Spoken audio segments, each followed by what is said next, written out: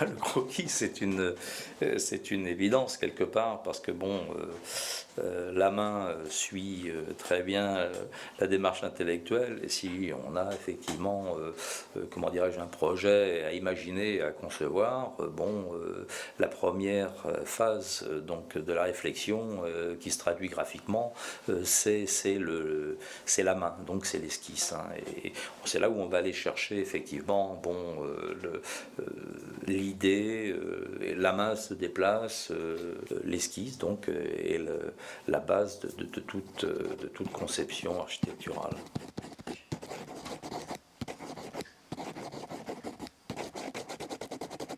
L'habitat est donc ce que j'appellerais la deuxième peau, hein, de l'individu, l'espace où il va venir après son travail se ressourcer, c'est l'abri de la famille, c'est la régénération de l'individu après le stress, etc. C'est là où il va venir effectivement vivre une vie sociale qui n'est pas la vie sociale donc du travail, mais la vie sociale de la famille. La maison donc abrite tout cela. L'espace étant le luxe, on ouvre l'espace, on rapporte aussi au coût, hein, on évite les cloisons, on illumine parce qu'on a vitré, on oriente parce qu'on veut du soleil, etc. Et donc cet espace de vie qu'on va donc axer le plus souvent au sud, ou au sud-ouest, ou au sud-est, suivant les cas, donc va être un espace lumineux, l'espace où tout le monde va pouvoir vivre. Cet espace de séjour ou de vie, de partie-jour, doit être ou devrait être pratiquement unique, hein, donc un grand volume dans lequel on va organiser les fonctions, où chacun va y trouver son compte. La maison d'habitation est, comment dirais-je, séparée en deux parties. La partie de jour et la partie nuit, hein, la partie publique et la partie privée, avec des parties d'accès qui sont des parties semi-privatives ou semi-publiques. Donc je ne sais pas en fin de compte, mais mon bâtiment en deux parties, hein, donc un qui va être orienté donc au sud comme je disais, un autre à l'est, et donc la jonction, ce tampon, j'utilise ce tampon comme entrée en transparence, etc. pour bien décaler mes volumes.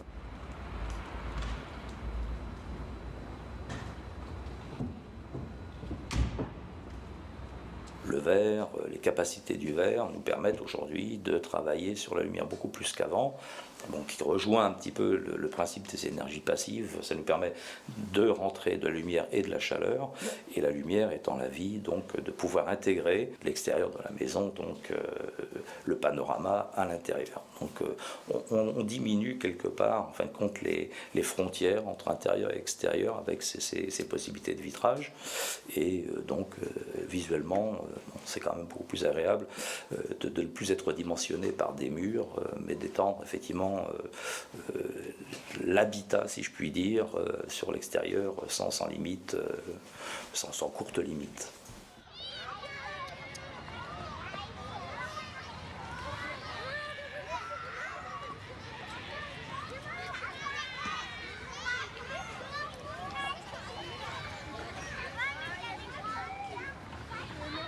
Alors, au travail, donc, les orientations, hein, font partie de la conception, puisque en fonction donc, du terrain sur lequel il va être implanté, en fonction de ce que l'on a à mettre dans le projet, et donc d'essayer de le placer, de l'orienter surtout, pour faire en sorte que les énergies dites passives soient utilisées au maximum.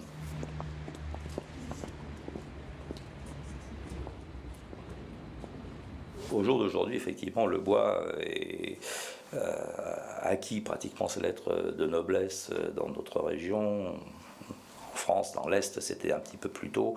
À l'Ouest, maintenant, ça commence à venir. On arrive à maîtriser effectivement beaucoup mieux qu'avant ces principes constructifs.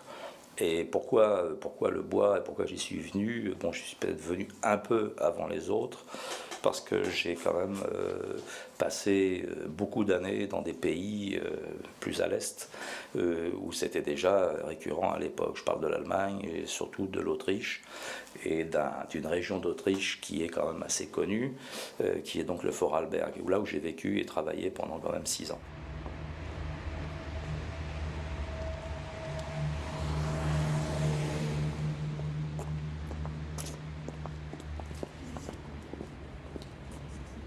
L'extension est toujours une chose un peu délicate à traiter, hein, puisque par principe, elle vient donc s'ajouter à un bâti existant. Mais le bâti existant, pour moi, a une capacité volumétrique existante qui a été conçue à une certaine époque pour remplir une fonction.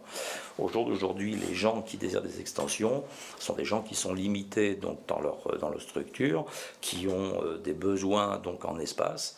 Et si l'on vient effectivement s'accoler à la maison pour l'étirer, l'étendre, si je puis dire, on va déformer l'état principal de la maison, la structure de base, et on va la déformer. Donc le but de l'architecture n'est pas de déformer, donc on sépare. Moi je sépare habituellement les états existants des états qui vont être rajoutés.